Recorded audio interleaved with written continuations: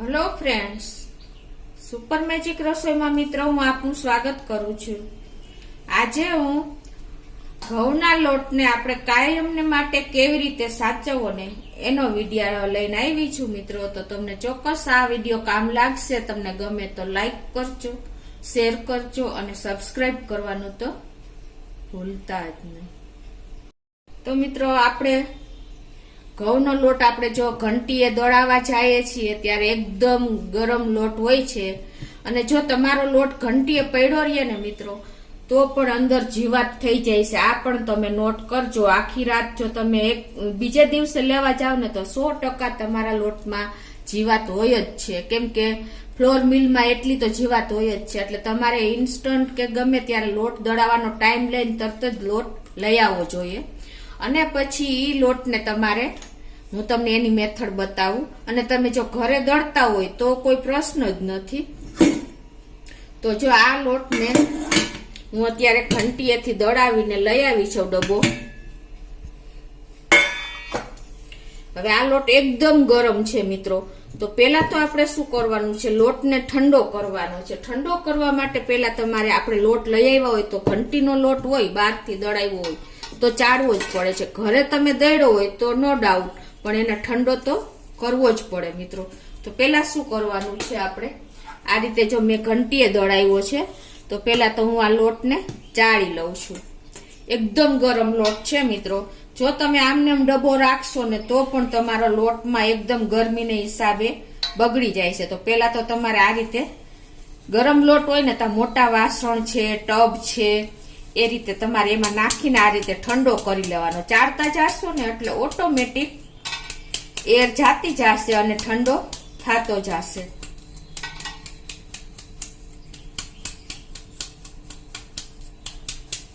તમે નાની નાની ટિપ્સ ધ્યાનમાં રાખશો ને મિત્રો તો તમારે ક્યારેય પ્રોબ્લેમ નહીં આવે।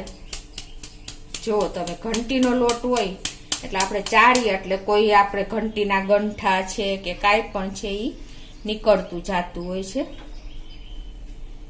હવે આ રીતે આપણે લોટ લેતો જવાનો ચાળેલો બહારનો, અને આ રીતે પાછો આપણે બધો લોટ આ રીતે ચાળી લેવાનો। મોટા વાસણ હશે ને મિત્રો તો તમારે ઠંડો થતા પણ ટાઈમ નહીં લાગે।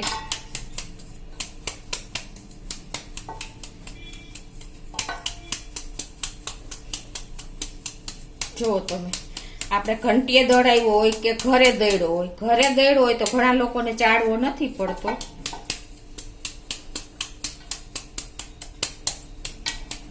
આ રીતે આપણે ચારણ બીજા વાસણમાં લેતા જાશું। હવે આ રીતે આપણે બધો લોટ જે દળાવ્યો હોય ને ચાળી લેવાનો, 2-3 ટબ રાખવાના। અને તમારી પાસે ટબ ન હોય ને મિત્રો તો તમે જો આ રીતે આપણે પસ્તી હોય ને પસ્તીમાં પણ તમે આ રીતે મોટી પસ્તી રાખીને 2-3 આવી રીતે અલગ અલગ 2-3 પાર્ટ રાખી દેવાના। આની માથે પણ તમારે ચાળી નાખવાનો લોટ। આ રીતે જે રીતે આપણે વાસણમાં ચાળીશું ને એ રીતે આમાં ચાળશો ને તો ઝડપથી તમારો લોટ ઠંડો પણ થઈ જશે। અને ઘણાને એ પ્રોબ્લેમ આવે છે કે આ સાઈઝને હિસાબે ઘણા હેલ્થ માટે સારું નથી હોતું, પણ તમે જલ્દી જો ઠંડો કરીને લઈ લેશો તો કોઈ વાંધો પણ નથી આવતો। હવે આ રીતે આપણે લોટ ચાળી લીધા પછી મિત્રો એકદમ 2 થી 3 કલાક આપણે જો આ રીતે ચમચેથી પોળો કરી નાખવાનો આખા વાસણમાં। આ તો મેં તમને થોડું સેમ્પલ જ બતાવું છું। આ રીતે બધા 3-4 ટબ હોય ને એમાં આ રીતે પોળો કરી નાખવાનો। અને તમે પંખા નીચે, ધીમા પંખા નીચે કે બહાર રાખી દેશો ને હવા આવતી હોય ત્યાં 2 થી 3 કલાકમાં તમારો લોટ ઠંડો થઈ જશે। જો તમે ગરમ લોટ આમને ડબ્બો દળાવીને લાવ્યા હશો અને પેક રાખશો ને મિત્રો તો એ તમારો લોટ લાંબો ટાઈમ ચાલશે જ નહીં, એનો ટેસ્ટ પણ બદલી જશે અને બગડવાના પણ ચાન્સીસ છે। એટલે તમે આ રીતે આ મેથડ તો તમારે પ્રોસીજર તો કરવી જ પડે। ઘણી લેડીઝ એમને ડબ્બો રાખી દે છે અને હેલ્થ માટે મિત્રો ખાવા ખાતર ખાઈએ છીએ આપણે, એવું થાય છે। એટલે તમારે આપણે લેડીઝ ગૃહિણીને એ તો વિચારવું જ જોઈએ કે આપણા ફેમિલી માટે આપણે આટલું તો કરવું જ જોઈએ કે તરત જ લોટ ઠંડો કરવો જોઈએ। હવે બીજું મિત્રો, લોટ ઠંડો થયા પછી ઘણા લોકો ઘણું બધું નાખીને કરતા હોય છે, પણ હું તમને એક પણ વસ્તુ નાખ્યા વગર આ લોટ સ્ટોરેજ કરવાની રીત બતાવું છું મિત્રો। આ લોટ તમારે 2 મહિના સુધી તો કાંઈ પણ વસ્તુ નાખ્યા વગર બગડતો જ નથી, કેમ કે હું આ રીતે જ લોટ સાચવું છું. ક્યારેય પણ કોઈ વસ્તુ નાખવાની જરૂર નથી પડતી, ચોમાસું હોય કે શિયાળો હોય. તમારે એના માટે શું કરવાનું કે એકદમ આવો એરટાઈટ ડબ્બો લેવાનો. તો આ રીતે એરટાઈટ ડબ્બો તમારે ખાસ રાખવાનો. જો તમે બને ત્યાં સુધી છે ને સ્ટીલના વાસણ ભરવાનો, પ્લાસ્ટિકના હોય તો પણ ચાલે, પણ બેસ્ટ ઓપ્શન તમારે સ્ટીલનો છે, કેમ કે સ્ટીલ આપણું વાસણ હોય છે એટલે લોટને પણ બગડવા નથી દેતું. પ્લાસ્ટિકમાં મિત્રો હાઇજેનિક ન કહેવાય, પણ અત્યારે ઘણા લોકો ભરે છે, કેમ કે ઘણાને વાસણ હોતા નથી એટલે એ પ્રમાણે એને કેર કરવા માટે મોટા વાસણ પ્લાસ્ટિકના લે છે. પણ બને ત્યાં સુધી તમારે સ્ટીલ વાપરવું. અને હવે શું, જો આ લોટ પણ મારે 1 કલાક થઈ ગઈ છે અને પંખા નીચે ઠંડો પણ થઈ ગયો છે. જો એકદમ ઠંડો થાય ને પછી જ તમારે ભરવાનો, ઉતાવળ કરવાની જ નથી મિત્રો લોટ બાબતમાં. હવે તમારે જો આ રીતે એરટાઈટ ડબ્બામાં આ રીતે લોટ નાખતો જવાનો.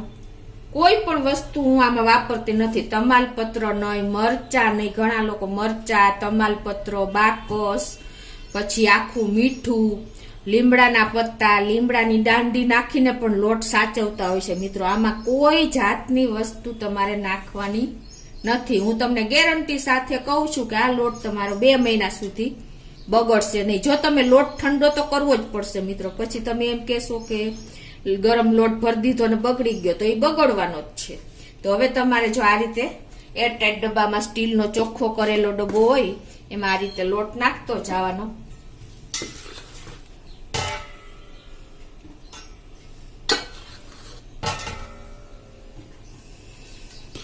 અને આ રીતે તમારે એને પ્રેસ કરતો જવાનો.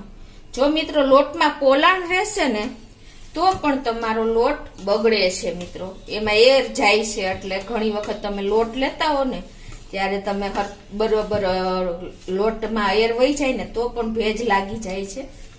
એટલે આ હું તમને એક અલગ જ મેથડ બતાવું છું. તમે જ્યારે લોટ ભરો ને ડબ્બામાં ત્યારે આ રીતે પ્રેસ કરતો જવાનો લોટ અને ભરતો જવાનો મિત્રો.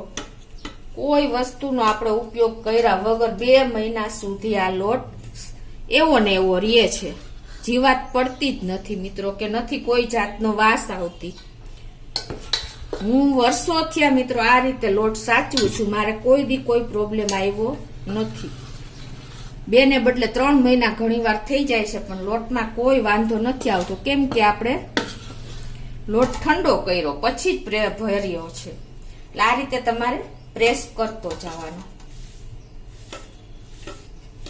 આમાં તમારે કોઈ રાતે તમને કોઈ જાતનું ટેન્શન જ નહીં રહે કે આલો શું હશે, કે બહાર ગામ આપણે ઘણી વખત જવાનું થાય છે ને ટાઈમ લાગી જાય છે, તો પણ તમારે કઈ ટેન્શન નહીં રહે. આ રીતે હું બધો લોટ ભરતી જાઉં છું અને પ્રેસ કરતી જાઉં છું.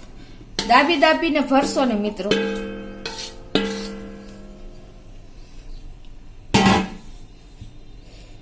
તો તમારે લોટમાં પ્રોબ્લેમ જ નથી આવ્યો. મારે હજુ સુધી ક્યારેય વર્ષો થઈ ગયા મિત્રો આ રીતે જ હું ભરું છું. મારા દાદી નાની વખતથી અમે આ રીતે જ લોટ સાચવી છે.